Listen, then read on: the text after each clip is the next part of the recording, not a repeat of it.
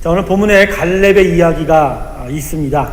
갈렙의 이야기를 통해서 여러분과 함께 하나님의 은혜를 전하고자 하는데, 오늘의 이 본문의 갈렙의 이야기가 우리에게 전해주고자 하는 메시지의 초점은 계속입니다. 계속. 하나님이 주신 약속에 대한 계속적인 응답과 계속이 바로 오늘 본문이 우리에게 주고자 하는 메시지입니다. 광야 40년의 기간을 마치고 드디어 여호수아와 새로운 다음 세대가 요단강을 건넙니다. 그리고 7년 동안이나 가나안 남과 북 중간지대를 다 이리저리 쫓아다니면서 가나안 땅에 대한 정복을 시도하였습니다. 하나님의 은혜와 능력이 있었기에 비록 적은 숫자였고 가진 무기는 매우 초라하였지만 이스라엘 백성들은 가나안 땅을 하나 둘씩 점령해 나아갔습니다. 하지만 이스라엘은 안타깝게도 가나안 땅 전체를 점령하지는 못하였습니다.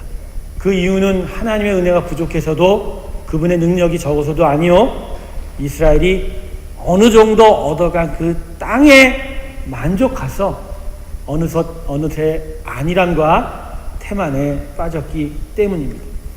이러한 가운데 이러한 이스라엘 백성의 안일함과 태만함에 안타까움을 가졌던, 그리고 노년의 나이에 이르렀던 여호수아가 12지파에 대하여 가나안 땅에 대한 분배를 시작하게 됩니다. 이것이 오늘 본문이 있는 이 14장 이전의 장인 여호수아 13장의 내용입니다. 여호수아가 매우 안타까운 마음을 품었기 때문에 여호수아 13장에서 땅을 배분할 때 우리가 기억해야 될 것은 그들이 이제까지 점령한 땅만을 배분한 것이 아니라 앞으로 점령해야 될 땅까지도 함께 배분하였다는 것이죠. 즉 안일함과 태만과 게으름에 빠져서 여전히 점령하지 못한 땅에 대해서 계속적으로 그 땅을 점령하라 라는 메시지가 바로 이 12지파에게 땅을 배분하면서 그들에게 주었던 메시지였고, 그것이 여호수아서 13장의 내용입니다. 하지만 결론적으로 이스라엘은 결론적으로 가나안 전체에 대한 점령에 실패하게 됩니다. 안타까운 여호수아의 마음에도 불구하고 이스라엘 백성은 여전히 안일함과 태만 속에서 빠져 깨어나지 못하고 다시는 일어서지 못하였습니다.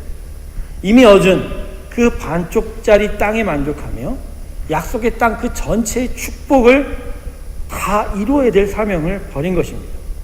당신의 자녀 삼은, 그래서 이스라엘 백성에게 가나안 전체를 주어서 모든 이방인들에게 당신의 사랑과 은혜를 전하고자 했던 하나님의 열심이 분명히 그들에게 있었지만 이스라엘은 그 사명 이루기를 중도 포기한 거예요.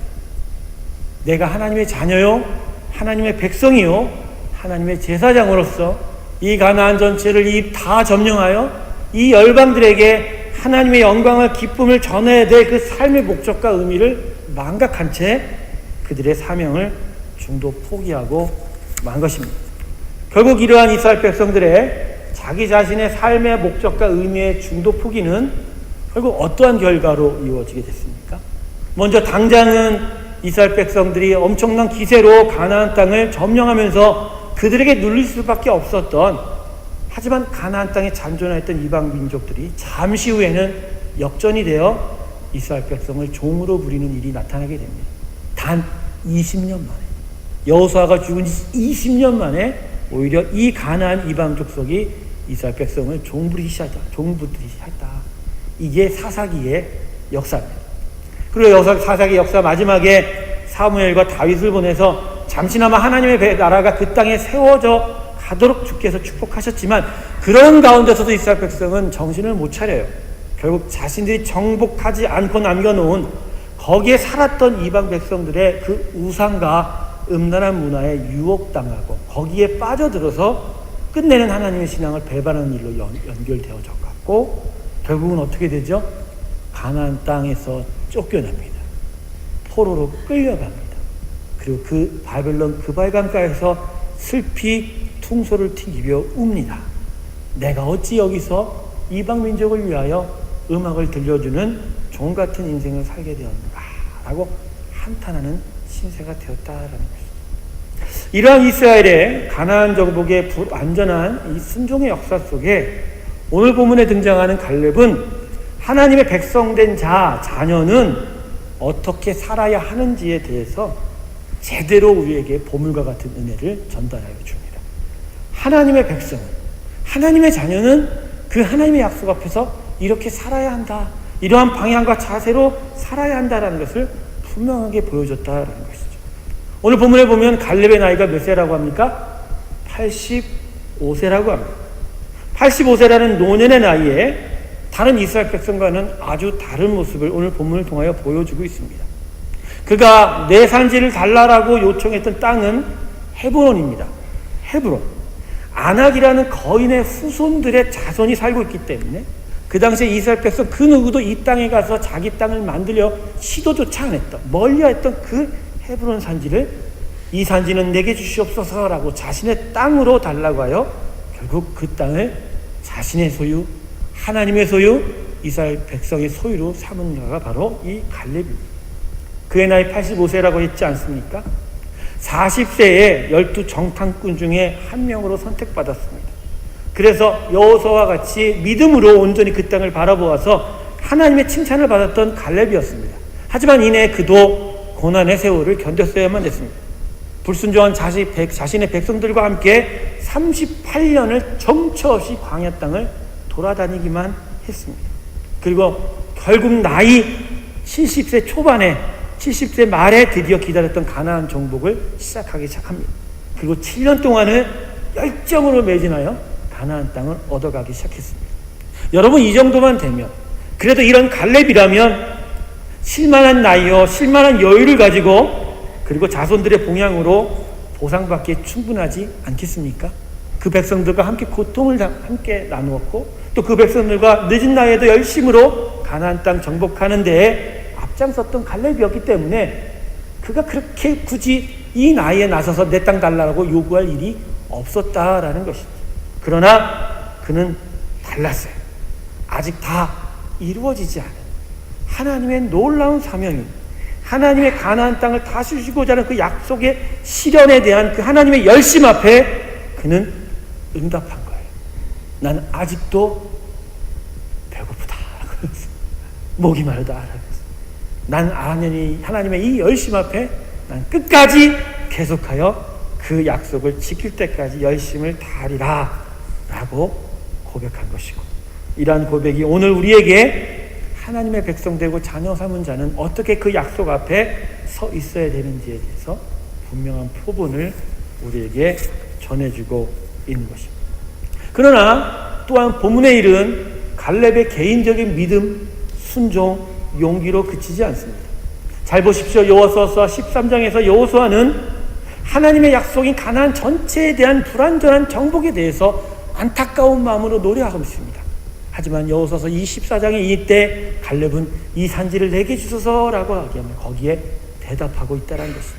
이건 이런 의미입니다. 그 옛날 가나안 정탐의 날에 그 가데스 바네아의 두 영웅이 지금 신앙의 고백을 주고 받는 거예요. 자신의 백성들이 자신의 하나님 주셨던 그 은혜의 땅을 차지하지 못한 것에 대한 그 안타까움을 노래했던 한 영웅인 여호수아의 그 안타까움에 또 다른 영웅인 그 노년의 나이에 갈렙이 서서 아니야, 내가 있잖아, 내가 너의 그 안타까움을 해결해 줄 것이야. 여호수아서 13장과 14장은 이렇게 두 영웅의 서로 주고받는 신앙의 고백의 앙상블이에요. 안타까움 앞에 갈렙은 자신의 믿음을 고백하면서 그리고 둘의 그 앙상블을 통하여 당시의 태만과 안일함에 빠진 이스라엘 백성에게 이렇게 말합니다. 사랑하는 내 아들, 딸들아, 계속 전진하라. 아직 다 이루지 못하였다. 계속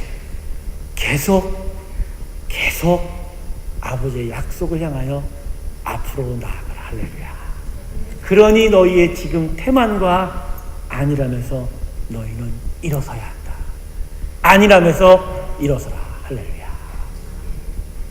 우리는 또 다른 한 해를 맞이하고 있습니다. 2014년의 마지막 달에 서 있습니다.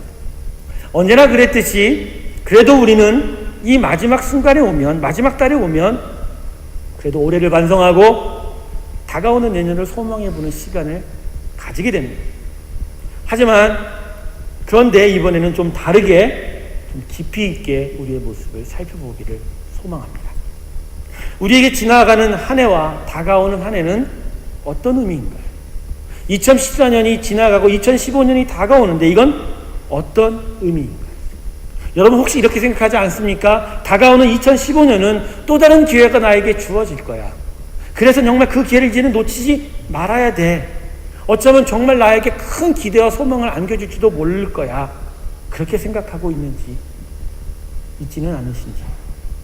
근데 생각을 거꾸로 해보니까 아니더라고요.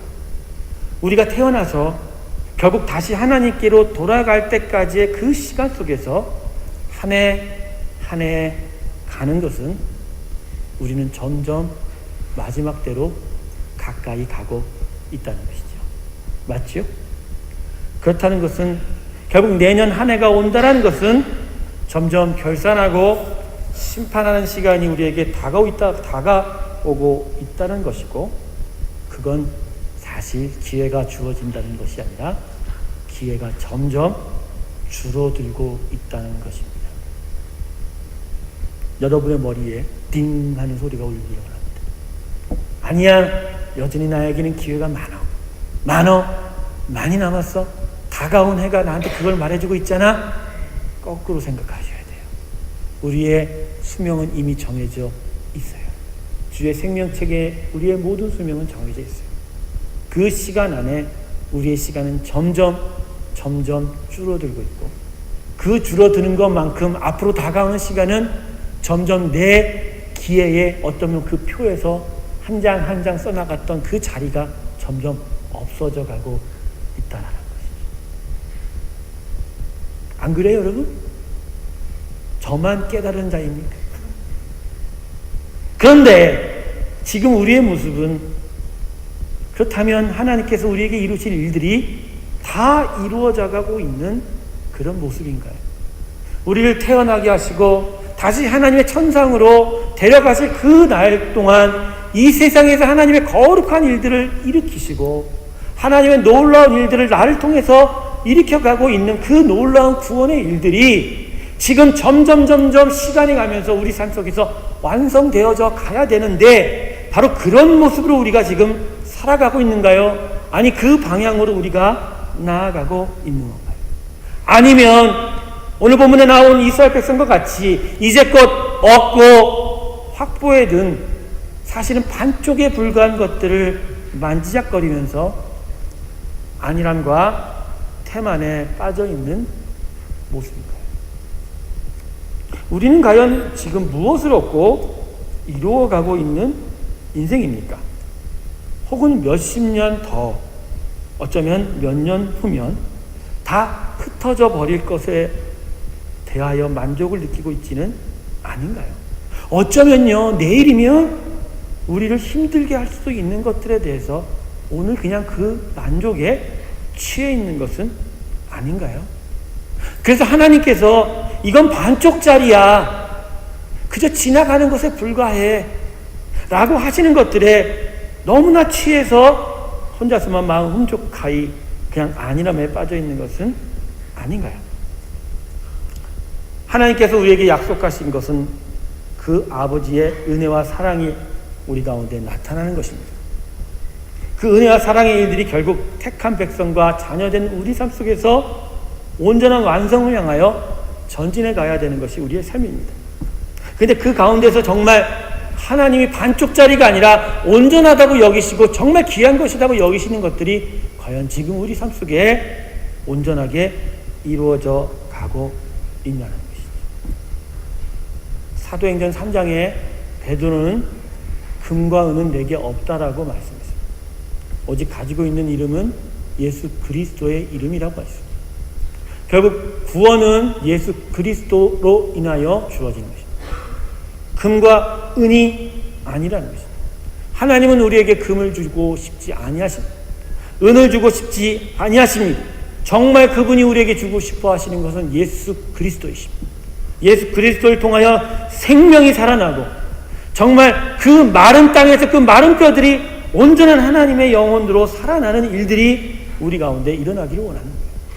그래서 이 땅에서 정말 썩어 가는 것들 속에서 계속 같이 썩어져가는 인생이 아니라 이제는 다른 쪽으로 살고 또 살고 또 살아가는 그런 인생의 일들이 하나님이 우리 가운데서 일으켜져 가기를 원하시는 일들인 것이죠. 그런데 지금 그 일들이 우리 삶 속에 일어나고 있냐? 영원한 생명을 살리시는 일들이 일어나고 있습니까? 하나님의 기쁨과 평강이 내 심령 가운데서 점점 커져가는 그런 일들이 우리의 내면 가운데서 지금 이루어져 가고 있습니다. 아니면 하나님과 함께 저 천성을 향하여 한 걸음 더 나아가고 있는가라는 것이죠. 사랑하는 성도 여러분, 하나님의 자녀와 백성된 우리는 계속이라는 단어가 몸에 새겨져야만 합니다. 단지 내가 지금 얻었던 것에 대해서 만족하고 이제는 됐어, 그냥 이 상태에 만족해라고 중단하고 포기하는 것은 결코 하나님의 백성답지 않다라는 것이죠. 우리는 그래서 농부와 같아요. 여러분은 세상에 어떤 농부가 농가 밭에 씨 뿌렸다고 가만히 지켜보는 농부 있어요? 없어요. 어떤 농부가 자라져가는 새싹을 그저 지켜만 볼까요? 없지요. 농부는 뿌려진 씨앗이 열매 맺어 추수하여 이 손에 들어올 때까지 그의 수고를 결코 멈추지 않습니다. 그의 수고는 중단되지 않는다. 도단한 새싹을 보고 아 좋아 라고만 머무르지 않아요. 피어난 꽃을 보고 아 아름다워 라고 머무르지 않는다는 거예요. 그 꽃이 지기를 기다리고 열매 맺을 때까지 다시 보살펴주고 그 열매 따서 손에 칠 때까지 끊임없이 계속하여 일하는 그 농부가 바로 하나님의 주신 약속 앞에 선 바로 우리라는 것이죠. 우리가 누구라고요? 농부. 또한 우리는 군인과 같아요. 저 멀리 저 언덕 위에 적이 안 나타난다고 군인은 가만히 놀고 있지 않습니다. 적군의 침입 소식이 들려오지 않는다고 해서 잠만 자고 있지 않습니다. 군인은 당장 적이 오지 않더라도 결코 놀지 않습니다. 오히려 적이 올 때를 대비해서 더 강하게 훈련하고 더 세밀하게 자신의 무기를 손질하는 자가 군사인 것이죠. 하나님의 군사예요. 우리는 하나님의 군사랍니다. 또한 우리는 경기 선수와 같습니다. 지금 이기고 있다고 경기장 한 구석에 앉아서 놀고 있지 않지 않습니다. 여러분 어떤 경기를 봐도 지금 이기고 있다고 경기장 한 구석에서 공기놀이하고 있는 선수를 보신 적이 있나요? 끝까지 경기 종료 휘슬이 울릴 때까지 그 선수는 계속해서 경기를 한다는 것이죠. 디모데후서 2장 4절과 6절 말씀 자막으로 우리 함께 보겠습니다. 그 자막이 있어요. 봤습니까? 같이 읽습니다. 시작.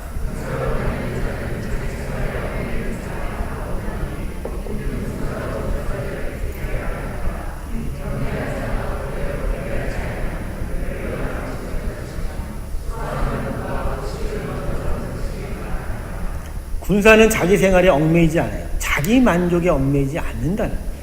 적이 올 때를 대비하여 항상 날 군사 삼은 자를 기뻐하게 일하는 자입니다. 경기하는 자는 법대로 경기하지 아니하면 면류관 승리를 못 얻어요. 경기가 끝날 때까지 끝까지 싸우는 것이 경기 선수이죠. 수고하는 농부가 곡식을 먼저 받는 이유가 뭔지 아십니까? 수고를 계속 하기 때문에 먼저 받는 것입니다. 우리에게 이 신앙생활에 있어서 우리에게 이 태만과 안일함을 만들고 있는 것은 무엇일까요? 그건 다름이 아니라 자기 사랑과 자기 만족입니다. 나의 만족을 통하여 나를 사랑하는 것이 결국 나의 삶 속의 태만과 안일함을 만들어낸다는 것이에요. 그런데 그게 심각한 건 이 태만과 안일함이 끝내는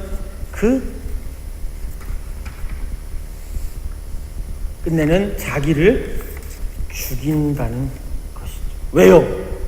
안일함과 태만은 잠시의 달콤함에 우리를 취하게 합니다.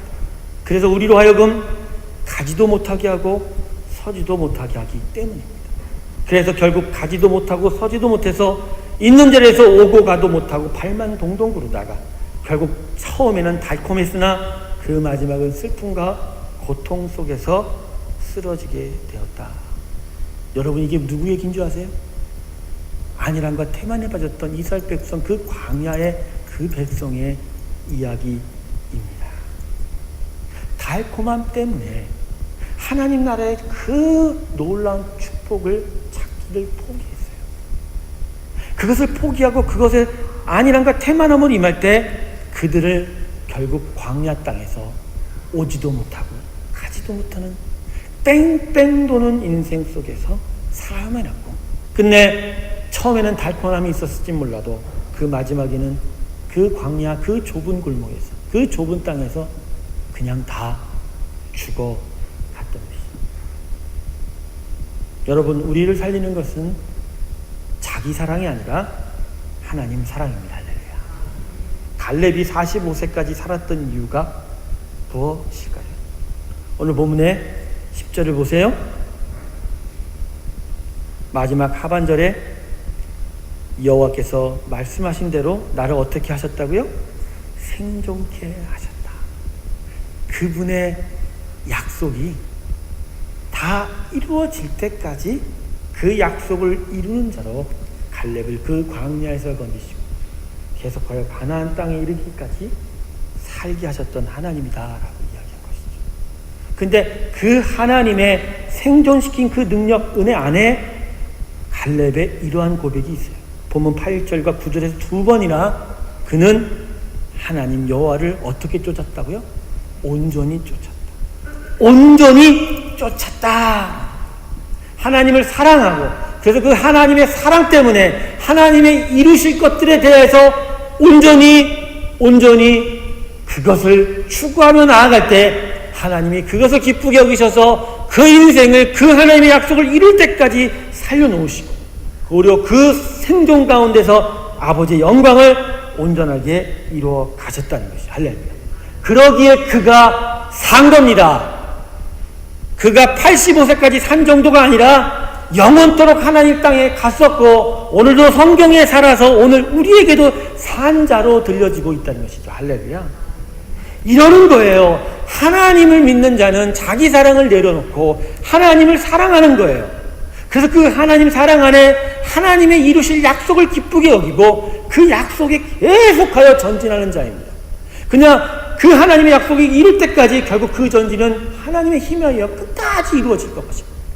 결국 하나님이 끝까지 살리셔서 온전한 생명의 축복으로 그 인생과 함께 하게 되는 것이죠. 이게 바로 하나님 백성된 삶의 태도요, 방향인 것이죠. 여러분 삶에 여러분 도대체 무엇이 만족이 되어서 여러분에게 왜 안일함이 나타나고 왜 우리 가운데 태만이 나타나요? 무엇이 우리 삶 속에 있었기에 여전히 하나님을 쫓고 찾고 예배드리는 일들이 점점 마음에서 멀어져 가고 있냐라는 거예요. 도대체 무엇 때문에 우리가 하나님 앞에서 그 놀라운 하나님의 약속을 받은 자로 축복받은 인생이 왜 중단에 포기하고 주저앉아서 복음의 놀라운 일들이 우리 삶 속에서 멈춰가고 있느냐는 거예요. 날 너무나 사랑하기 때문에, 우리 자신을 너무나 사랑하고 있기 때문에. 날 사랑하면 살 것 같지요? 아니에요. 날 사랑하면 결국 죽습니다. 하나님을 사랑하면 결국 삽니다. 할렐루야. 믿으시는 분에게 영광이 있을지어다. 그래서 십자가에 죽으라는 거예요. 거기서 예수님과 함께 살라는 거예요. 그러면 삽니다. 다가오는 2015년에 여러분의 삶 가운데 정말로 하나님의 놀라운 축복으로 영생의 삶을 향하여 전진해 나가는 있기를 원한다면, 여러분 마지막 남은 이 한 달 동안 여러분의 자기 사랑을 내려놓아야 합니다. 자기 사랑이 내려놓아질 때 그때부터 안일함은 깨져갈 것입니다. 나의 사랑이 내려지고 하나님의 약속이 정말로 나에게 크게 느껴질 때 결국 나는 나에게 있던 태만함은 점점 물러가게 될 것이라는 것이죠. 오늘 본문의 말씀과 갈렙의 이야기는 우리에게 계속 가라고 촉구합니다. 계속 가라. 계속하라.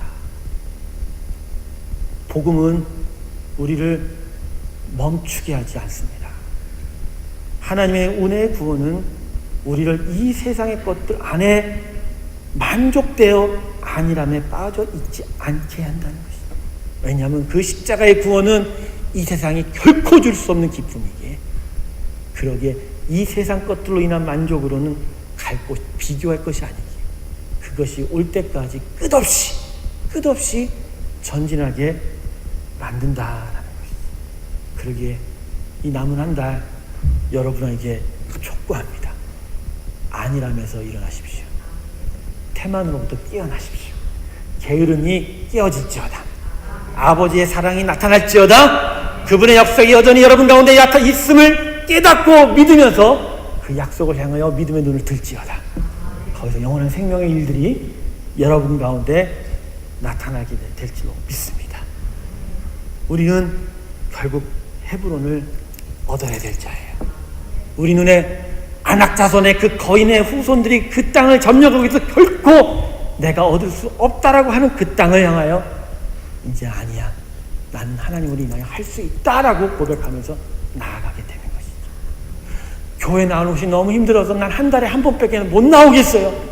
성경 읽는 시간이 너무나 힘들어서 나는 정말 한 줄 제대로 못 읽겠어요.